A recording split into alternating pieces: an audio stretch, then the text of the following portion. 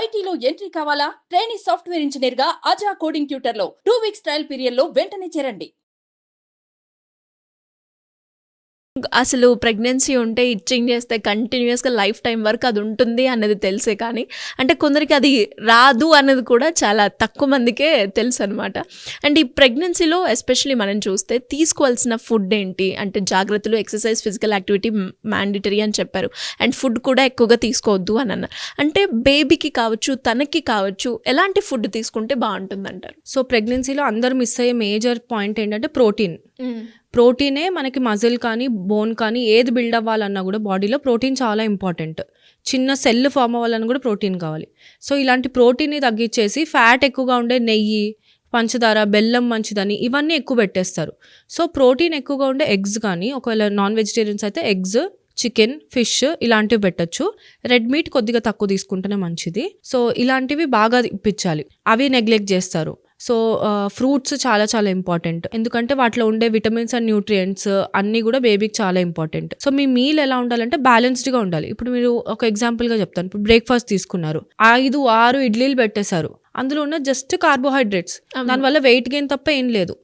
అదే ఒక 2 ఇడ్లీలు, సరే 3 ఇడ్లీలు పెట్టి 1 to 2 బాయిల్డ్ ఎగ్స్ ఇచ్చారు, దాంతోపాటు మంచి వెజిటేబుల్స్ యాడ్ చేసిన ఒక సాంబార్ ఇచ్చారు, ఇది ఒక కంప్లీట్ మీల్. ఇలా ఉండాలి ఒక ప్రెగ్నెంట్ ఉమెన్ మీల్. ఇది అయిపోయింది, ఇది ఒక 8-8:30కి బ్రేక్ఫాస్ట్ తిన్నారు అని అంటే ఒక 10 o'clock అరౌండ్ ఏదైనా సీజనల్ ఫ్రూట్, ఇప్పుడు సీజన్లో బాగా వచ్చే జామకాయలు, ఆరెంజెస్, ఇలాంటి పపాయ కూడా తినొచ్చు. రైప్ పపాయ ప్రెగ్నెన్సీలో కూడా సేఫే.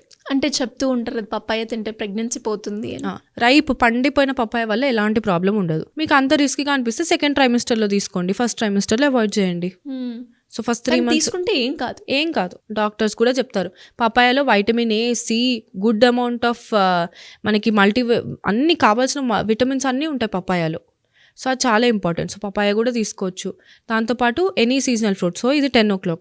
మళ్ళీ 12:31కి చక్కగా ఒక బిగ్ బౌల్ ఆఫ్ రైస్ ఉండాలి, దాంతోపాటు ఒక ఆకుకూర కంపల్సరీ, ఒకటి ఏదైనా నార్మల్ వెజిటేబుల్, పప్పు కానీ లేకపోతే ఏదైనా మీట్ కానీ ప్రోటీన్ కోసం, ఒక కప్ పెరుగు, ఇలా మీల్ ఉండాలి. ఇంత అన్నం తినేసి ఇంత కొంచెం కూర తింటే వేస్ట్. మీకు ఏం న్యూట్రిషన్ ఉండదు, మీ బేబీకి ఎలాంటి న్యూట్రిషన్ ఉండదు. సో మీల్ అనేది బ్యాలెన్స్డ్గా ఉండాలి. 4-4:30 ఆ టైంకి మళ్ళీ నట్స్, సీడ్స్ అలాంటిది ఏదైనా తినొచ్చు. సో నట్స్ అండ్ సీడ్స్లో గుడ్ ఫ్యాట్స్ ఉంటాయి, అది కూడా హెల్ప్ చేస్తుంది. డిన్నర్లో కూడా అంతే, ఎక్కువ వెజిటేబుల్స్ వేసుకున్న ఉప్మా లాంటివి, దాంతోపాటు మళ్ళీ ఒక గ్లాస్ ఆఫ్ మజ్జిగ కానీ లేకపోతే ఒక గ్లాస్ ఆఫ్ పాలు కానీ ఇలాంటివి తాగితే అది కూడా ఒక బ్యాలెన్స్డ్ మీల్. పనీర్ తినొచ్చు, తోఫు తినొచ్చు ప్రోటీన్ కోసం, లేదా శనగలు, బొబ్బర్లు, రాజ్మా, చోలే ఇలాంటివి చాలా ఉన్నాయి. ఏదైనా మన మీల్లో కార్బోహైడ్రేట్, ప్రోటీన్స్, ఫ్యాట్స్ అన్నీ కలిపి ఉండాలి. సో ఇది ఒక ప్రెగ్నెంట్ ఉమెన్ మీల్. అండ్ మనం చూసుకుంటే అంటే ఫస్ట్ లేటెంట్ పీరియడ్స్, తొందరగా చిన్న వయసులోనే పీరియడ్స్కి రావడం, ఇవన్నీ మనం మాట్లాడుకున్నప్పుడు ఒక నార్మల్ ప్రెగ్నెన్సీ ఎలా అవ్వాలో అని కూడా మనం తెలుసుకుందాం. అండ్ ఇంత ప్రాసెస్లో చాలామంది కూడా అంటే ఇప్పుడు మనం చూస్తే ప్రెగ్నెన్సీ 30 తర్వాత ట్రై చేసే వాళ్ళు కూడా ఉన్నారు. అంటే మీరు చెప్పారు మినిమం 16 నుంచి 30 ఏజ్ ఈ మధ్యలో మనం ట్రై చేస్తేనే బాగుంటుంది అని. అండ్ మీరు అన్నట్టుగానే ఒక హెల్దీ ఫుడ్ తీసుకుంటాం, లైఫ్ స్టైల్ కూడా ఫిజికల్ యాక్టివిటీ ఉంటుంది, ఫుడ్ తీసుకునే ఆహారంలో కూడా చాలా మంచి హెల్దీగా ఉన్నాం. అంటే 30+ తర్వాత కూడా ఒకవేళ ఈ కండిషన్స్ అన్నీ కరెక్ట్గా ఉంటే అయ్యే ఛాన్సెస్ ఉన్నాయంటారా? ఖచ్చితంగా అవుతుంది. IUI, IVF ఏది లేకుండా ఇంత మంచి హెల్దీ లైఫ్ స్టైల్లో 30+ వాళ్ళు కన్సీవ్ అయిన వాళ్ళు కూడా ఉన్నారు. సో మన లైఫ్ స్టైలే 100% రోల్ ప్లే చేస్తుంది. ఓకే, అంటే మనం తీసుకునే ఆహారం, మనం చేసే యాక్టివిటీ ప్రతి ఒక్కటి కూడా ఇంపాక్ట్ ఉంటుంది అంటారు. అండ్ అలానే మనం చూసినట్లు మెనోపాజ్ స్టేజ్లో కూడా చాలా మందికి అంటే ఎర్లీగా అయిపోతుంది అని మీరు చెప్పడం జరిగింది. అప్పుడు మెంటల్గా ఒక ఉమెన్ అంటే ప్రెగ్నెన్సీ అయిపోతుంది, ఆ తర్వాత పీరియడ్స్, పెయిన్ ఇవన్నీ వచ్చి లాస్ట్ స్టేజ్ మెనోపాజ్. ఆ తర్వాత అక్కడ మానసిక పరిస్థితి ఎలా ఉంటుందంటారు ఒక ఉమెన్ది? అంటే ఒక మదర్గా కావచ్చు అండ్ ఒక పేరెంట్గా, అండ్ ఇవన్నీ ప్రాసెస్లో తన ఫిజికల్ యాక్టివిటీ అండ్ ఫిజికల్గా కావచ్చు, మెంటల్గా కావచ్చు చాలా టైర్డ్ అయి ఉంటుంది అని చెప్పొచ్చు.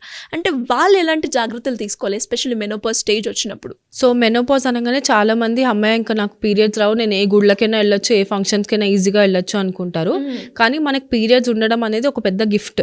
ఎందుకంటే మన పీరియడ్ హార్మోన్స్ ఉత్తి పీరియడ్ని కాదు, మన బాడీలో కాల్షియంని కూడా రెగ్యులేట్ చేస్తాయి. ఆ కాల్షియం మన బోన్స్లో ఎంత స్ట్రాంగ్గా ఉంటే మన బోన్స్ అంత స్ట్రాంగ్గా ఉంటాయి. మెనోపాజ్ అయిన తర్వాత చాలా మందికి మోకాళ్ళ నొప్పులు స్టార్ట్ అవుతాయి. ఎందుకంటే ఒంట్లో కాల్షియం అంతా పోతూ ఉంటుంది. ఎందుకంటే మనకి పీరియడ్స్ వచ్చేటప్పుడు ఉండే ఈస్ట్రోజనే మన కాల్షియంని కాపాడుతుంది. సో తర్వాత అందుకని ఎంత లేట్గా పీరియడ్స్ ఆగితే మన బోన్స్ అంత స్ట్రాంగ్గా ఉంటాయి. ఇప్పుడు ఒక 9 years అమ్మాయికి 35కే మెనోపాజ్ వచ్చిందంటే తన బోన్స్ 55 బదులు 35 దగ్గర నుంచి వీక్ అవ్వడం స్టార్ట్ అవుతాయి. ఓకే. అండ్ ఈ కాల్షియం లేకపోవడం వల్ల హార్ట్ ప్రాబ్లమ్స్ కూడా వస్తాయి. ఎర్లీ హార్ట్ అటాక్స్ కూడా ఒక రీజన్, ఎర్లీ పీరియడ్స్ వస్తాయి. సో అందుకని మనకి ఎంత లేట్ మెనోపాజ్ ఉంటే అంత హెల్దీగా ఉంటారు. ఈ మెనోపాజ్ స్టార్ట్ అయ్యి ఒక ఫ్యూ ఇయర్స్, ఒక 3-4 years ముందు నుంచి కొంచెం ఇర్రెగ్యులర్ అవ్వడం స్టార్ట్ అవుతాయి పీరియడ్స్. కొంతమందికి ఓవర్ బ్లీడింగ్ అవ్వచ్చు, కొంతమందికి అసలు ఏ ప్రాబ్లం లేకుండా 3 monthsకి ఒకసారి వస్తూ ఆగిపోవచ్చు. మెనోపాజ్ అని ఎప్పుడు అంటాము అని అంటే 12 months కంటిన్యూస్గా ఒక్క నెల కూడా పీరియడ్ రాకుండా ఉండాలి. అప్పుడే దాన్ని మనం మెనోపాజ్ కింద కన్సిడర్ చేస్తాం. 8 months రాలేదు, మధ్యలో ఒక నెల వచ్చింది, అప్పుడు దాన్ని మెనోపాజ్ అనలేం. మళ్ళీ ఇంకొక 1 year రాకుండా ఉంటేనే దాన్ని మెనోపాజ్ కింద కన్సిడర్ చేస్తాం. ఓకే.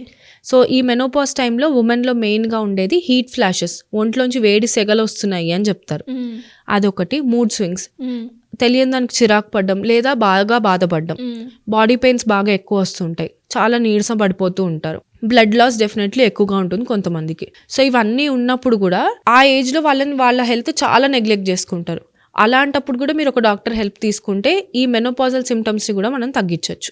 అండ్ మీ ఈ మెనోపాజ్ తర్వాత calcium and vitamin D supplementation చాలా చాలా ఇంపార్టెంట్.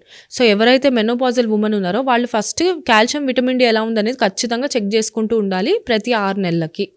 దానికి అకార్డింగ్గా కాల్షియం విటమిన్ డి సప్లిమెంట్ చేసుకుంటూ ఉంటే బోన్స్ స్ట్రాంగ్గా ఉంటాయి. లేకపోతే ఆస్టియోపోరోసిస్ అనే ఒక జబ్బు కూడా వస్తుంది. దాంట్లో ఏంటంటే బోన్స్ పింగాణి లాగా అయిపోయి వాళ్ళు ఒక్కసారి కింద పడ్డారంటే ఫ్రాక్చర్స్ అవుతాయి. అంత సివియర్ కేస్ కూడా అవుతుంది. So menopausal women calcium vitamin D తప్పకుండా చెక్ చేసుకోవాలి. అండ్ ఎస్పెషల్లీ అంటే ఒక అమ్మాయి జర్నీ చాలా పెద్దది అని చెప్పొచ్చు, అండ్ చాలా రోల్స్ ప్లే చేస్తుంది అని కూడా మనం చెప్పొచ్చు.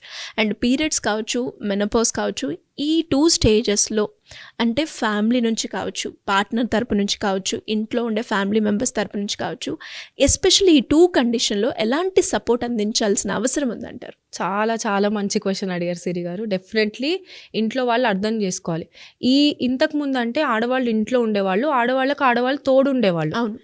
అంటే ముందు నుంచి 3 days విడిగా ఉండాలి అనే, అది ఎందుకు అంటే వాళ్ళు రెస్ట్ తీసుకోగలరు ఆ టైంలో అని.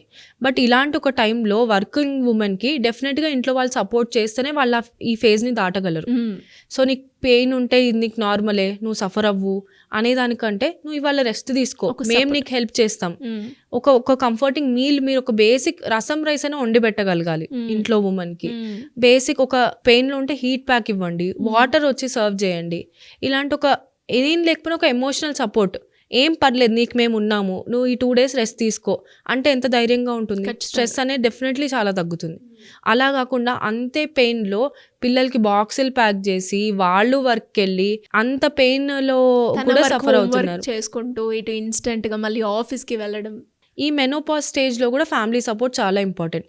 ఎందుకంటే మెనోపాజ్ అటెండ్ అయ్యే టైంకి ఉమెన్కి ఒక ఎంప్టీ నెస్ట్ సిండ్రోమ్ అనేది ఉంటుంది. పిల్లలందరూ ఇంట్లోంచి వెళ్ళిపోయి ఉంటారు. వాళ్ళకు 20-25 years పొద్దున్న లేస్తే సాయంత్రం వరకు పిల్లల వెనుక పరిగెత్తి ఉంటారు.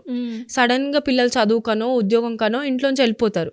సో వాళ్ళకి ఏం చేయాలో తోచదు, ఆల్రెడీ ఒక డిప్రెస్డ్ ఫేజ్లో ఉంటారు. అలాంటప్పుడు వాళ్ళ హస్బెండ్ సపోర్ట్ చాలా ఇంపార్టెంట్. సో ఇప్పుడు మన మదర్స్ అంతా అదే ఫేజ్లో ఉన్నారు మనం అబ్జర్వ్ చేస్తే. మన ఫాదర్స్ ఒక జనరేషన్ ఓల్డ్ కాబట్టి ఇప్పుడు మనం అది తీసుకుని మన ఫాదర్స్ని ఎడ్యుకేట్ చేయాలి. సో వాళ్ళని ఎక్కడికైనా మీరు వారానికి ఒకసారి బయటకు వెళ్తూ ఉండండి, లేదా ఒక హాబీ ఏదైనా క్రియేట్ చేసుకోవడం. మీరు మాట్లాడే మాటలు కూడా వాళ్ళని ఎంతో బూస్టప్ చేస్తాయి. డెఫినెట్గా మన చాలా మదర్స్కి మంచి ముగ్గులేసే హాబీ ఉంటుంది, చాలా మంచి అల్లికలు చేసే ఉండేవాళ్ళు. అవన్నీ మనం వాలంటరీగా మనం వెనక్కి తీసుకురావాలి. సో వాళ్ళు ఇప్పుడు ఖాళీగా ఉండకుండా నేను ఒకటి చేయగలను అనే కాన్ఫిడెన్స్ మనం వాళ్ళల్లో ఇవ్వాలి. అప్పుడు ఆ ఉమెన్ ఆ స్ట్రెస్లో లేకుండా హ్యాపీగా మెనోపాజల్ లైఫ్ కూడా ఎంజాయ్ చేయగలరు. డెఫినెట్గా అండి. అండ్ నిజంగా ఒక అమ్మాయి జర్నీ అయితే మామూలు విషయం అయితే కాదు. బికాస్ ఒక పీరియడ్స్ కావచ్చు, పీరియడ్స్ టైంలో వచ్చే పెయిన్స్ కావచ్చు, డెలివరీ టైంలో వచ్చే లేబర్ పెయిన్స్ కావచ్చు, చాలా హారబుల్గా ఉంటుంది. ఆ టైంలో ఫ్యామిలీ మెంబర్సే కావచ్చు, పార్ట్నరే కావచ్చు, మీరు మాట్లాడే ఆ 2 మాటలైనా కూడా తనకి ఎంతో మానసిక ధైర్యాన్ని అయితే ఇస్తూ ఉంటుంది తను చేసే ప్రాసెస్కి కావచ్చు, తన ప్రొఫెషన్ కావచ్చు. సో ఇప్పటి నుంచి అంటే ఇంట్లో ఒక ఆడపిల్ల ఉంది అంటే తను ఒక బాధతో సఫర్ అవుతుంది. ఎస్పెషల్లీ ఇలాంటి మెంటల్ కండిషన్లో అన్నప్పుడు ఒక 2 words మీరు మాట్లాడి చూడండి, ఎంత హ్యాపీగా ఫీల్ అవుతారో మీకే తెలుస్తూ ఉంటుంది. అండ్ నిజంగా గ్రేట్ అవేర్నెస్ అండి. అండ్ ఫైనల్గా కంక్లూడ్ చేసే ముందు నాకు ఒక క్వశ్చన్ అడగాలని ఉంది. ఎందుకంటే ఇప్పుడున్న ప్రజెంట్ సిచ్యువేషన్లో ఇటు ఇన్స్టాలో కావచ్చు, యూట్యూబ్లో కావచ్చు, ఫేస్బుక్లో కావచ్చు, మీలాంటి వాళ్ళు 100 మంది 100 రకాలుగా చెప్తూ ఉన్నారు. మేము ఏది పాటించాలి అన్న క్వశ్చన్ అయితే వస్తుంది. మీరేమో ఎస్ అంటారు సేమ్ టాపిక్కి, ఇంకొకరేమో నో అంటారు. అసలు దీన్ని ఎలా కంక్లూడ్ చేయాలి, ఎలా అర్థం చేసుకోవాలి? మీరు చెప్పింది కరెక్ట్ అని నేను ఎలా నమ్మాలి? ఓకే, సో డెఫినెట్గా నేను చెప్పింది కూడా మీరు నమ్మాల్సిన అవసరం లేదు, కానీ నేను చెప్పిన దాన్ని మీరు వెరిఫై చేసుకునే ఆప్షన్ ఉంది. అంటే ఇప్పుడు మీరు ఒక క్వశ్చన్ అడిగారు, దానికి నేను అసలు మీకు ఆన్సరే లేకపోతే ఏదని వెరిఫై చేస్తారు? బట్ ఇప్పుడు నేను మీకు ఇప్పుడు పీసీఓడికి మీరు ఒక రకమైన సీడ్స్ తినమని చెప్పాను. ఈ సీడ్స్ ఎందుకు తినాలి అనేది మీరే రీసెర్చ్ చేయండి, అప్పుడు నేను చెప్పింది కరెక్టో కాదో తెలుస్తుంది. 2 different ఛానల్స్లో వెరిఫై చేయకండి, డైరెక్ట్గా ఇన్ఫర్మేషన్ సోర్స్ నుంచి వెరిఫై చేయండి. అండ్ ఇంకొకటి, మీరు ఏదైతే ఇన్ఫ్లుయెన్సర్ వింటున్నారో వాళ్ళకి ఎలాంటి క్వాలిఫికేషన్ ఉంది, అసలు వాళ్ళు మీకు హెల్త్ టిప్స్ ఇవ్వడానికి ఎంతవరకు క్వాలిఫైడ్? ఒక ర్యాండమ్ లైఫ్ స్టైల్ ఇన్ఫ్లుయెన్సర్ మీకు పీరియడ్స్లో పెయిన్ వస్తే ఏం చేయాలి, లేదా అసలు ప్రెగ్నెన్సీ రావడానికి మీరు ఈ మెడిసిన్స్ వేసుకోండి అని ఎందుకు చెప్పాలి? అందుకే డాక్టర్స్ కంటెంట్ క్రియేషన్కి రావాల్సి వస్తుంది. సో ఇప్పటివరకు చెప్పలేదు, బట్ నేనైతే ఒక క్వాలిఫైడ్ హోమియో ఫిజిషియన్.